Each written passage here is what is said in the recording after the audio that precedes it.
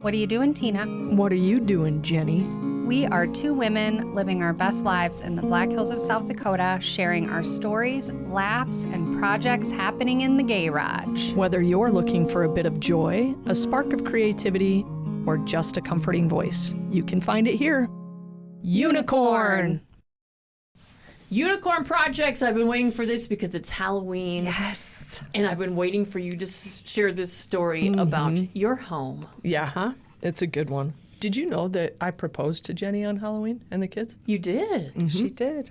I did not know that. Yep. But this story is not about that. No.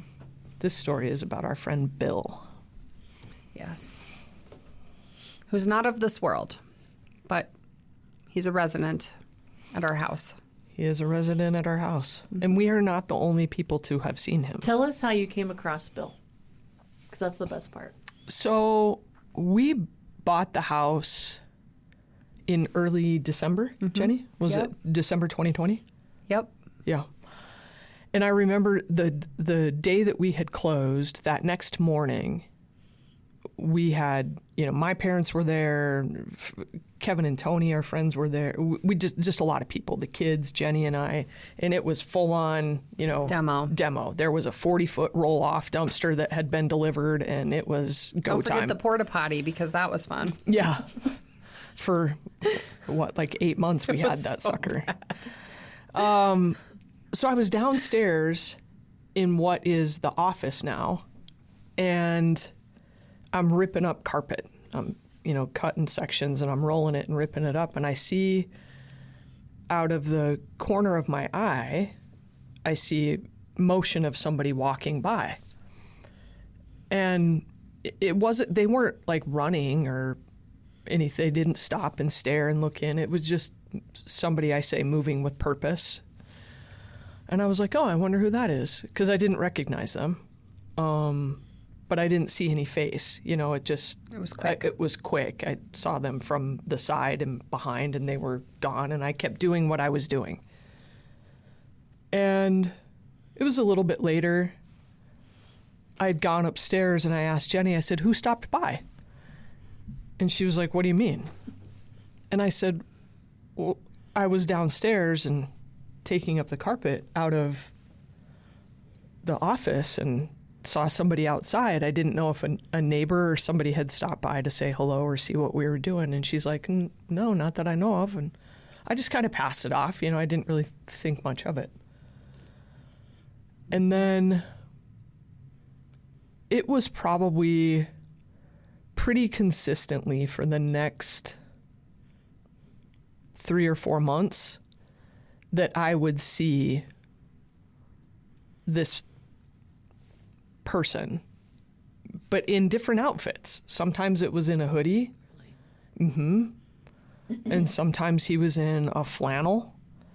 But always outside and always moving with purpose. Like he's just moving, and never in the same, I didn't always see him out of that window in the office. So then my specialty in demo is tile and Dura rock removal. I'm like, is the most gratifying thing for me to use a demo hammer and peel up tile and rock. And so I was working upstairs in the master bathroom with the demo hammer, and same thing. See somebody walk past the bathroom window, like moving with purpose, but we have not talked about this at all. And I'm like, that was weird, but just kind of passed it off thinking. And I then I was working in the kitchen, and then had seen out the back patio doors, kind of same thing on multiple occasions. And I just was like, I wonder what that's about. But I didn't give it much room. It was outside, whatever, we're in full demo mode. And one night we were there late, and we were there with our friend Chad, who was downstairs. He's a drywaller, and he was, taping, texturing, whatever. And Then how did that happen, Tina, So with Chad? yeah, Chad was downstairs. He was actually, I think he was painting. I think he was painting. putting on a coat of primer. Jenny and I were upstairs, and by this time, like, I see him very regularly, and I see him again out the back patio, because we have the lights and stuff on because we're walking out to the dumpster even though it's nighttime and stuff. I see him walk by again, and I say to myself, because I don't think anybody is up in the living dining room area with me. I thought Jenny was still over in the master suite, and I was like, oh, hey, Bill, just kind of real quiet and under my breath like that.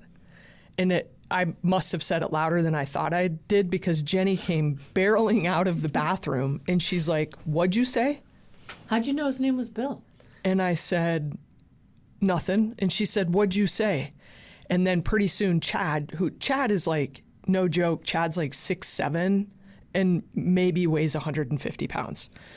He's a beanpole. And he comes barreling upstairs, and he's like, do you see him too? And I was like, hold on a minute. Hold on. Everybody get up here.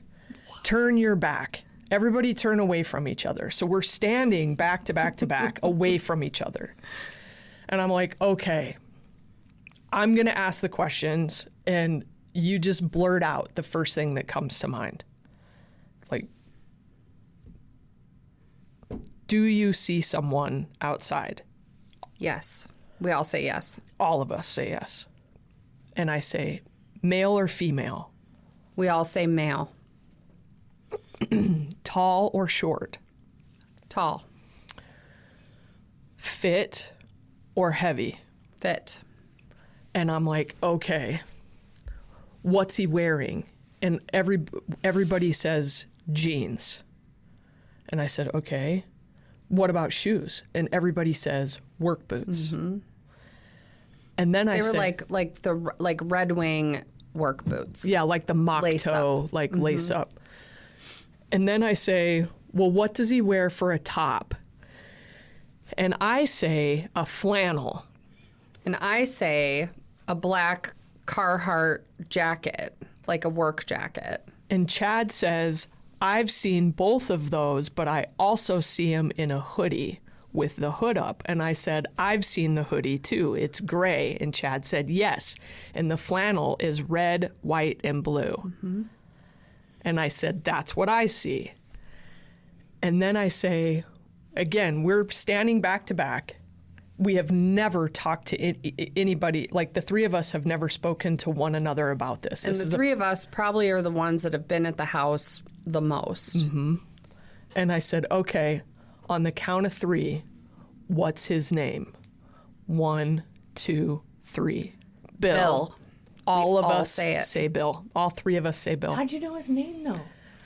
It came into my head, and so after seeing him, the second time I saw him, he walked by, and just the name Bill was like right in my head. And I also felt, I'm a little intuitive like that, and I also felt that he wasn't there maliciously. Mm-mm. He was checking on things. Like he's patrolling kind of the outside of the house. He's making sure everything's okay. And I also got the feeling that he'd been there for a long time before we got there. Mm-hmm. And so, yeah, Bill. That's Bill. Have you done any research to find out if anybody's passed away there named Bill? No, I talked to, the builder, the home builder, lives on the other side of the canyon, but in the neighborhood. And I've asked him if there were any accidents or anything like that during the construction of the home. And he said, no, why? And I said, just kind of passed it off. Like, whatever, I left it at that. But I will also say that on kind of the northeast side of our house, there's a canyon. And when we first bought the house, it was really overgrown down there. There were a lot of old growth pine trees that were in that area, and it's kind of like cave-like, you know what I mean? There Yeah. weren't any caves, but it was where you would expect to find a little hidey hole type of thing. And some of the big trees, like there was one big old growth tree. It had to be 40 inches around. I mean, it's huge. It had leaned from Storm Atlas. It had fallen over, and I was always worried because it was leaning against another big tree. I was always worried that the weight of that eventually was going to cause those trees to come down, and if a dog or one of the kids or something was playing down there, that somebody could get hurt. So I remember John and I being down there, and I was clearing stuff out, just old debris, and John was down there with me. We were loading, like big river rocks into the bucket of the skid steer. And he was like, whoa. And I said, what? And he's like, I just got the weirdest chills. And he's like, I don't think that we should take any more from down here. And I said, did you see the ladies? And he said, yes. And they're angry. And I said, okay. I said, I've seen them before too. It's like 3 native elder women that don't want us down there. Like, that's not where we're supposed to be. Don't be down here. And they were just kind of scolding, like, it's not safe for you to be down here, not you can never come down here, or this is sacred or anything like that. It was you should not be down here right now. It's not safe type of thing. Like your grandma would shake her finger at you when you were a kid. So John and I, backed out of there pretty quick and left it for quite a while. And then, so there's just so many layers to this conversation. Then after that happens, I'm like, okay, I think we need some help. And so I called a friend of mine who is, she's very gifted. She's a clairvoyant. She does spiritual work. She does tarot, sound bath, like a lot of cleansing things. So I called her. I told her the situation. She came to our house. But before that... Oh, wait, right. I'm missing this. Yeah, okay, go ahead. So that's what I mean. Like, there's just so much to it. There's so much that happened oh my gosh. in this short period of time. So two other things have happened before Jenny calls Bobby Joe. And there's one day that I'm at the counter. So before we made the office an office, it was Claire's bedroom. And Claire's now bedroom was a guest bedroom. So I would work from my tiny little 13-inch laptop, 15-inch, whatever it is, at the kitchen counter all day. And it was midday. It was a Wednesday. It's like 9:30 in the morning. So kids are already at school. Jenny's already left. Like, there's nobody home. I normally just have it dead quiet when I'm working because I'm on and off the phone so much. And I'm there and I'm typing away. Dogs are asleep. Doors are locked. Like, it's just me home. And on my shoulder, on my left shoulder, you know how you can feel when somebody from behind or from the side kind of just gently places their hand on the top of your shoulder to get your attention? So I feel the pressure, like the weight of somebody's hand, rest on top of my shoulder to get my attention. And I turn around and I'm looking and there's nobody there. And I'm like, Bill? I'm like, what's going on? And nothing, like, it was quiet. That was it, back to my day, and, I've said I'm okay and what have you. And it was probably a month after that. It was the first day of school, and Jenny is driving the kids to school. And so I leave, and I'm driving up to the main highway from our house. And you guys left super early. We left early. First day of school. Yeah. You know. And you wanted to go to the office to Yeah. get snacks or take them to McDonald's breakfast or something. I don't remember. But it was still kind of a little dark out. So I'm driving up the road, and there's like a sign to our development, and I see a car pulled over, and I see someone laying on the ground. And I have kids in the car. I immediately call Tina, and I was like, get up here right now. There's somebody laying down.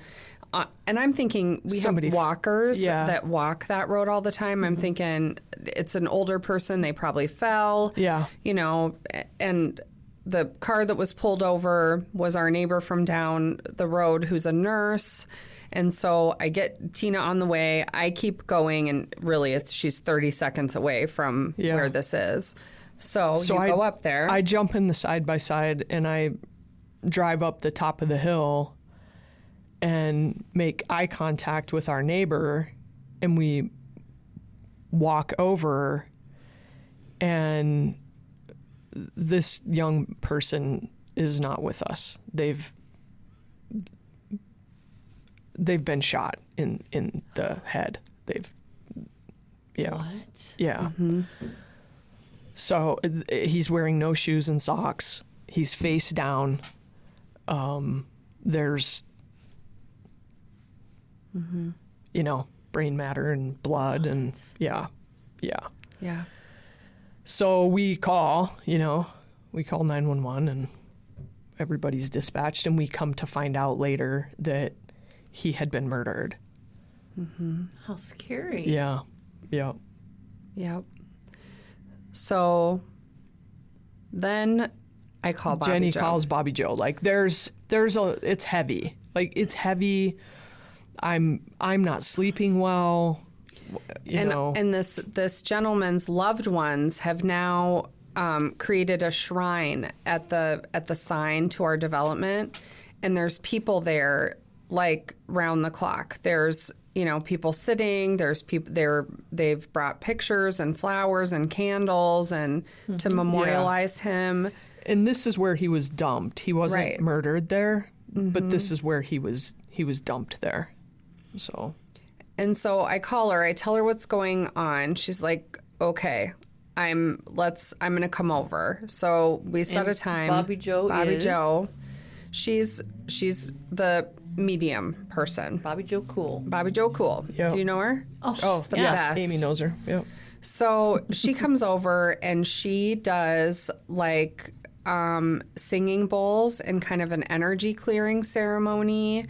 And we saged everything, and we said our prayers, and we, asked for, peace around that situation, but for, a release of all of that. And, we talked about the canyon and Bill and like all of the stuff. And then I want to say it was about 200% better after that. We did everything. Like we did the house. We went down into that canyon space. We went up to the entrance into our development where we found this young man. And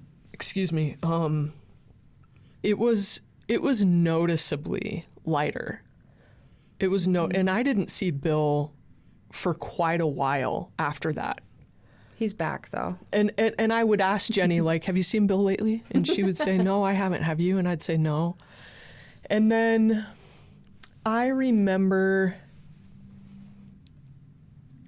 even remember what I was working on. It was something in the house. I think I was putting maybe base and case up or painting base and case downstairs in the basement. And I saw Bill walk by.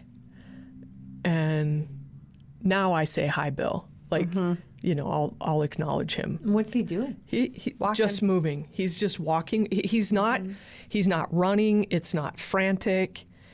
It's not. And he's not interested in us. No. Like he's going, he's the other way. He doesn't ever look. No, I've never seen his face. But he is always moving with purpose is the only thing that I can find to try and explain it. You've never seen his face? I've never seen his face. it's like he's checking to make sure that I'm doing the things correctly to protect, you know what I mean? To make sure that there isn't anybody that gets hurt or harmed or what have you. It's, Not he's a bad he's spirit. very well intended. Like he's not upset that we're there. He's not trying to run us off or I think anything. he appreciates that we're industrious. I get that feeling. Yeah. And then probably a month ago, it was early in the morning, like I was just coming out of waking up, and I felt him like on the edge of the bed, which is the only time I've ever felt him in the bedroom. I've only ever felt him once in the house, and that was at the kitchen counter that time, touching my shoulder. But I felt him just with everything that has been going on in our lives professionally. I felt him kind of just touch like the top of my leg from the edge of the bed, and he whispered, "Everything's going to be okay." That was And last that was week. it. And that was last week. Yeah. Wow. Yep.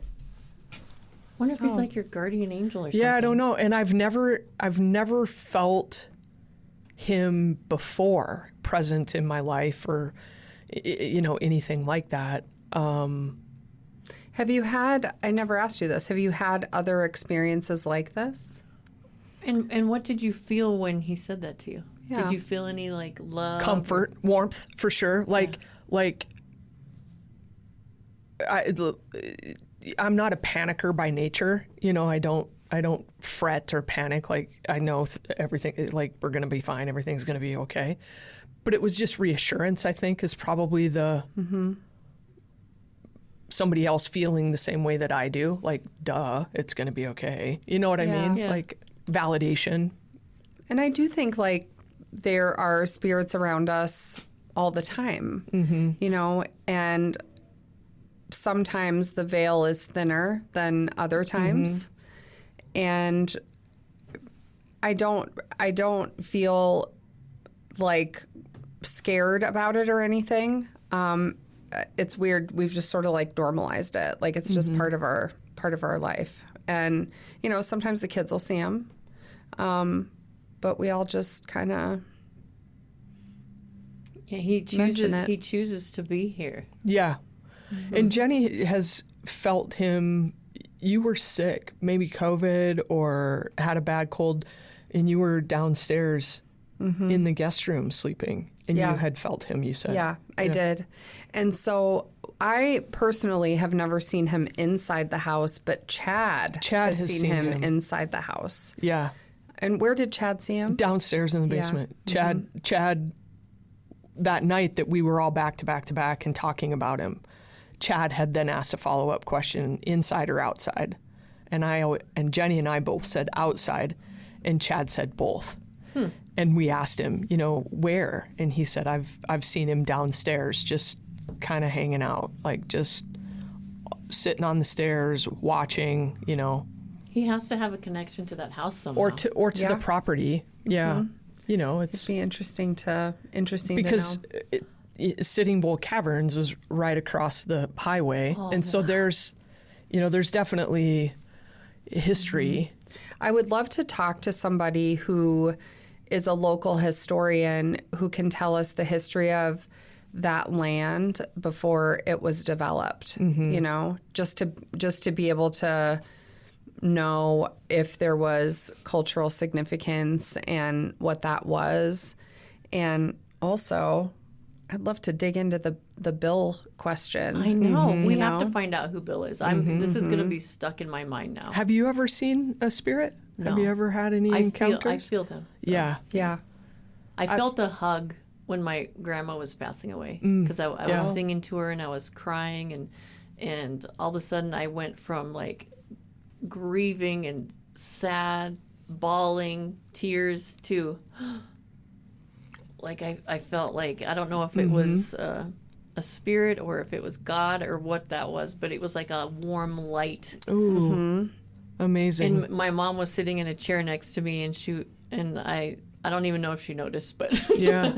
I was just like, wow, is this the Wow. Holy Spirit or what? Like, what is? Yeah. Yeah. Wow, that's I'm just- incredible. I'm I also know. like really, I don't know, receptive like that because I'm an empath, and I think that sometimes spirits are attracted to that. There was a time, probably we were still at our old house, so it had to be like before, 2019, something like that. I'd been a lot of places, but one of the places I was the hospital. And after I left the hospital, this went on for a couple weeks where I felt like there was something stuck to me. And what I mean by that is, like, the best way I can describe it is, remember those like yarn things that used to tie in your pigtails Yeah. back in the 80s, right? It felt like one of those wet pieces of heavy yarn that would like stick to my arm. It was stuck to my, it was on my face, it was on my legs, like, and I would just, and Tina, I would keep like brushing, like, and Tina's like, strange. what is What's going on wrong? with you? Yeah. Like, why is there, what And this is went on happening? for weeks. Like for 2 weeks, she would like wipe her face and she would ask me, "Is there anything Is there something on me? And I'd look and like, no. Yeah. And so I finally figured it out that it was really someone stuck on me. Mm-hmm. And so I called my mom, and she came over and we prayed and she saged, and we like asked whoever that was, we said, you need to move on. This isn't the place for you. You you got to go. And after that, it went away. People might not know the significance of your mom. Yeah. Other than being my your mom is Native. So my sister and I are the same amount of Native. My sister was an extra in Dances with Wolves, if that gives you any indication of how Native she looks.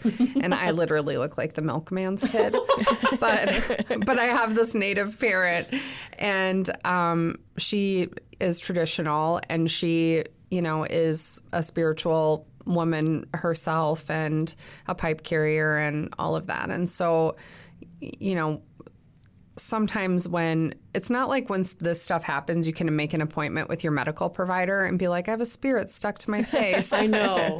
And so, but I called my mom, and, my mom is great. So she's like, okay, well, I'm bringing, pine needle tea, and you're going to drink that, and we're going to sage you, and we're going to pray and do an offering, and in a good way, that whoever that is and why ever they're stuck to me, it's probably because they got confused about where to go. And we just helped them move along. I think there's one more step of significance to who your mom and your lineage is that that would apply. I think it's in probably a deserved episode. Can you share that a little bit? Yeah. So my great grandmother, who I'm named after, I carry her Lakota Indian name, which is Toka Yamnewi, which means walks first woman. And she was a survivor of the massacre at Wounded Knee. And so she was there. Basically what happened is the natives were encamped, and the 7th Cavalry was all around them. And this is a big talk in the country right now. Yes. About this event. Yeah. Yeah. So the next morning, all of the directive was given that any weapons, sewing needles, knives, guns, like whatever, the natives were supposed to come turn those in. And so her husband, his name was White Swan, he was doing that.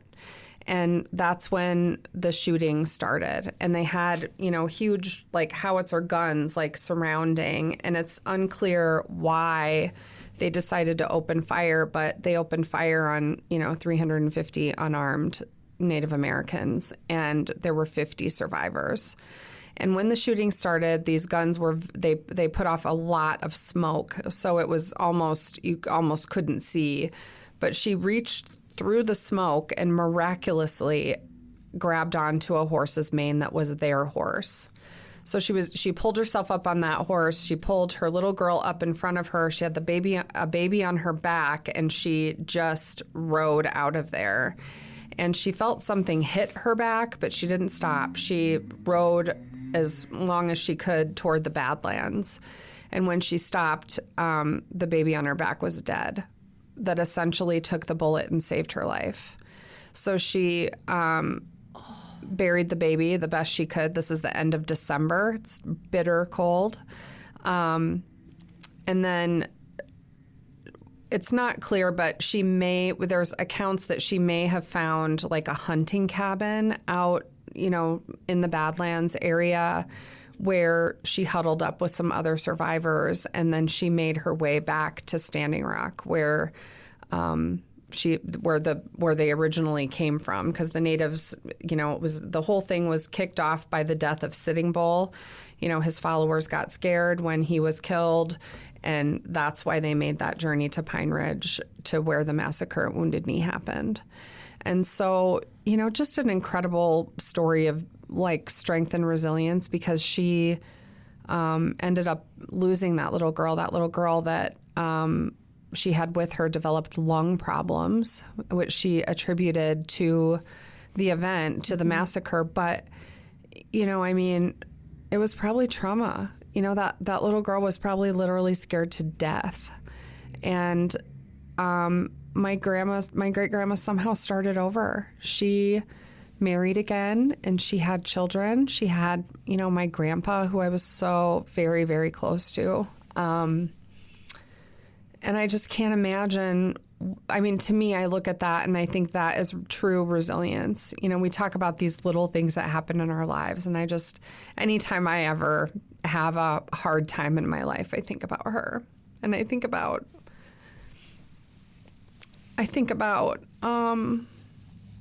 how much she had to endure and how much she had to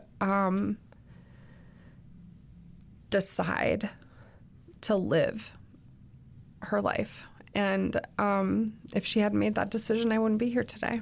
So, yeah, that's it's a little bit of my family story. This needs to be documented. Yeah, my mom and I actually go to classrooms and tell this story when the kids are in that part of, South Dakota history, when they're covering this piece of history. My kids, we started doing that when Henry and Claire were in fourth grade. So, when Henry's in fourth grade, we went, and then we were asked the next year. And now our kids are junior and senior, and my mom and I are still going to fourth grade. You still go to fourth grade? We still go to fourth grade in January to talk about it. And then now we're also going to the high schools to tell the story. Yeah. That is an amazing story. Mm-hmm. Yeah.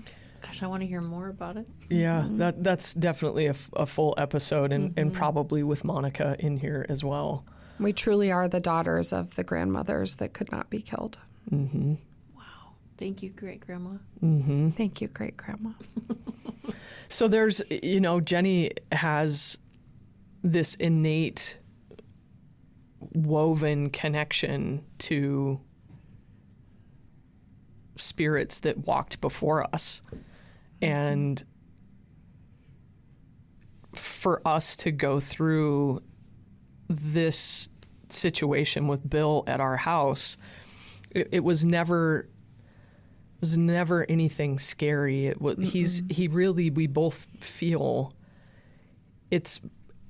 he's checking on us. I think he's checking on us. It's interesting because when people see something like that, they're like, oh my gosh, they get scared. Yeah. But all three of you are just like, oh yeah, that's just Bill. Like, how does that happen to three people at the same time? And that was the freakiest part about all of it, is because I think a lot of times we see, we may encounter spirits in our life or whatever, but this was so consistent between like the three of us. And I think that it was so consistent and specific because he wanted us to know. He showed himself to all of us the same. And you've got to understand the state of the house. The structure at this point is,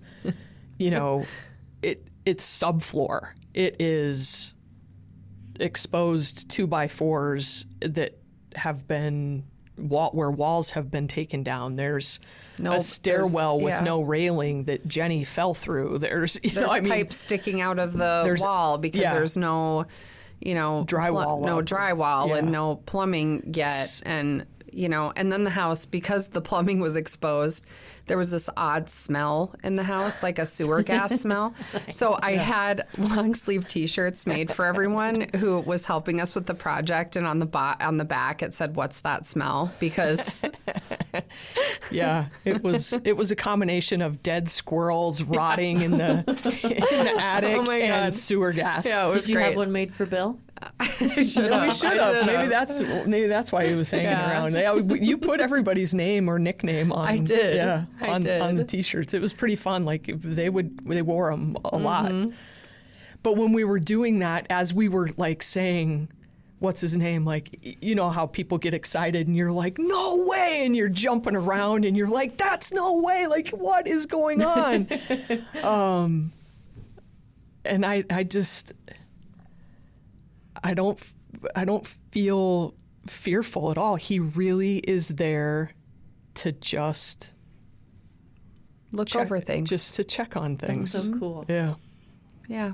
I'm so thankful you're able to share this story. Yeah. But I want to hear other people's stories Yes, about me too. the experiences they've had in their life. I hope people call in and tell too. us. Yeah. And What's your best story? Yeah, I would love if somebody would be open to it, if we could have a call with them. That'd be great.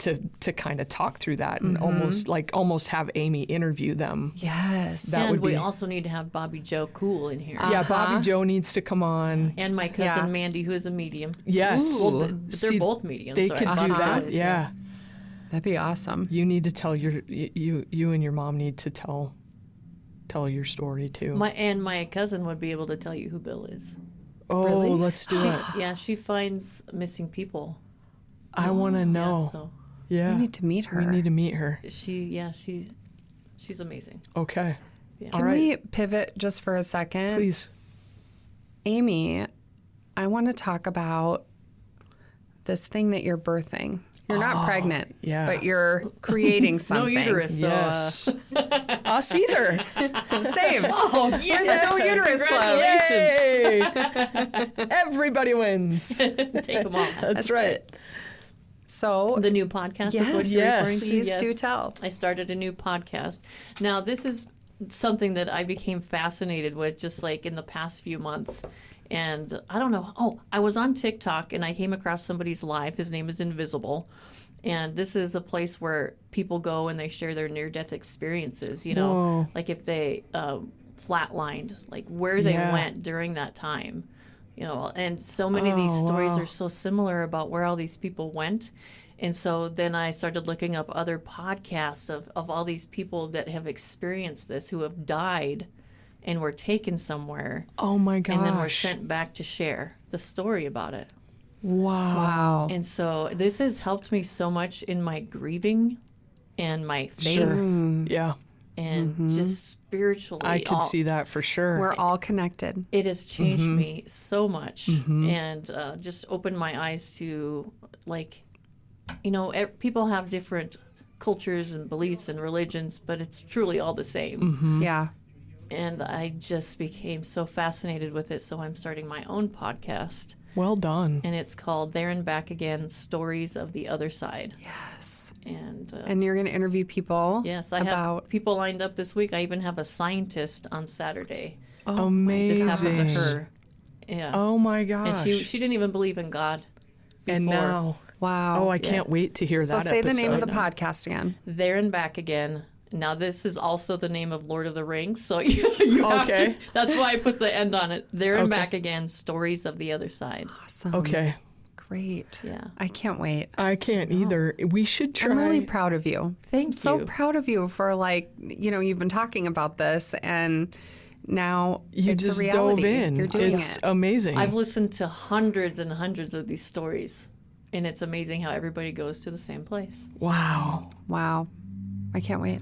Me either. It's beautiful. People, for instance, my first one, she's probably pushing 60, and this happened to her when she was 5. Oh my And gosh. she still cries about it. Like, Oh my gosh. the love she felt there. So I'll just tell you something that I have pre-birth memories. What? Yes, I have pre-birth memories. So maybe I can talk about that on your podcast. Yes. Let's do that. Wow. You didn't know that? Yeah, no, I knew that she did, but she's told me before, but it's kind of one of those things that you don't remember until it's said again. Do you know what I mean? Like, Yeah. Gotcha. You know what I mean? It created problems when I was a kid because I wanted to go back and I didn't want to be here. And I remember like moments of literally like in this tiny kitchen in my grandparents' house, and there's all these like angels like all around, and I'm literally arguing with like silently arguing like I want to go back, and they're like, you have to stay, like you picked, and like you're here now and you have to live this life. And I was like, but I don't want to. I want to go with you.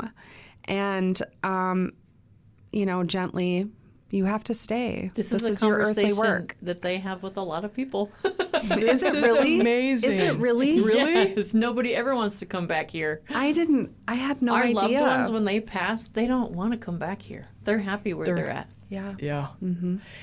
You having said that now reminds me of the brief conversation that we had with Osef Oh yeah. and his spiritual leader, yes. his guide. Uh-huh. I think that's another part of that conversation sure. as we have Osef dial in. Yeah. Apparently, Tina and I have known each other in many, many lives. Mm-hmm. And We were sisters once. Wow. Twins, right? Yeah, twins. Is that what Osef said? Yes, I believe and we always find our way back to each other. Mm-hmm. I love it. And that tracks because when I met Tina, it wasn't a feeling of like, I just met you. It was like, oh my God, thank God I found you. Thank God. Oh, She here says you are that again. all the time. Like, I can found relate you. to that with Mike. Oh, Yep. It's crazy.